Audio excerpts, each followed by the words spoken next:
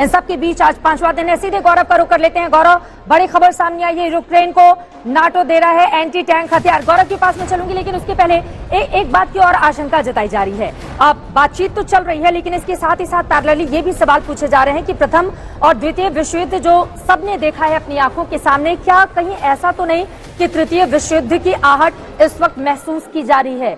जिस तरह की स्थिति रूस और यूक्रेन के बीच बची हुई है, और दुनिया दो देशों में, दो खेमों में बटी हुई नजर आ रही है। देखिए, जिस तरह से नाटो और इस वेस्ट कंट्रीज रशिया को ब्लॉक कर रहे हैं, जिस तरह से उसको हर फोरम से निकाल रहे हैं, और जिस तरह से अगर वो मान लो किसी तरह से बॉस्फोरस उसमें भी अगर मान लो ब्लॉकेड लगा देते हैं, फिर कहीं ना कहीं खतरा बढ़ जाता है। जब तक ऐसी कार्रवाई नाटो फिजिकली ग्राउंड पर नहीं करता, नाटो ट्रुप्स कमिट नहीं करता, कोई ब्लॉकेड नहीं करता, नेवल ब्लॉकेड वगैरह, तब तक ऐसा खतरा नहीं है। तब तक ये लोकल वॉर है बिटवीन रशिया और यूक्रेन के बीच युद्ध है। और इस युद्ध में जो पलड़ा जिसका भारी है, आज के दिन एग्रेसर है, अटैकर है रशिया, ज्यादा पावरफुल है रशिया, तो उसका पलड़ा भारी लग रहा है। अब यूक्रेन लड़ेगा, कितने दिन लड़ेगा, ये सब आज की रशिया का पलड़ा भारी है, लेकिन नाटो देशों के खुलकर इस तरह से सामने आ जाने से क्या स्थिति अब यूक्रेन के लिए भी मजबूत होती हुई चली जा रही है? यहीं से चर्चा में आगे बढ़ते हुए कई खास मेहमान और जुड़ चुके हैं, उनका परिचय कराते हुए चर्चा में आगे बढ़ेंगे हम।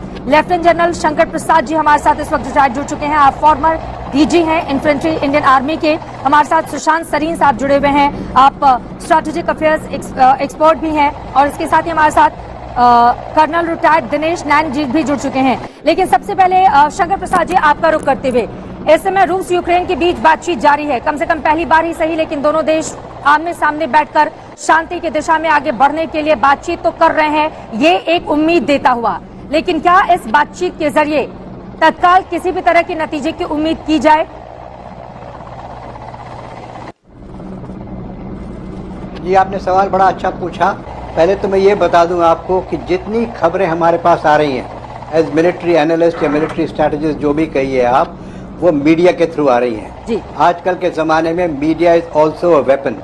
क्या चीज़ पब्लिक को बताई जाए, क्या चीज़ पब्लिक को ना बताई जाए, किस तरह से पब्लिक को मोटिवेट किया जाए, किस तरह से न्यूज़ को फैलाया जाए, पहली बात तो ये है। तो हमें तो इन्फॉर्मेशन सिर्फ मीडिया के जरिए आ रही है, ना रशिया की तरफ से कोई बयान जारी हुए हैं और ना यूक्रेन की तरफ से जो हो रहे हैं वो तो मोटिवेटेड हो ही रहे हैं।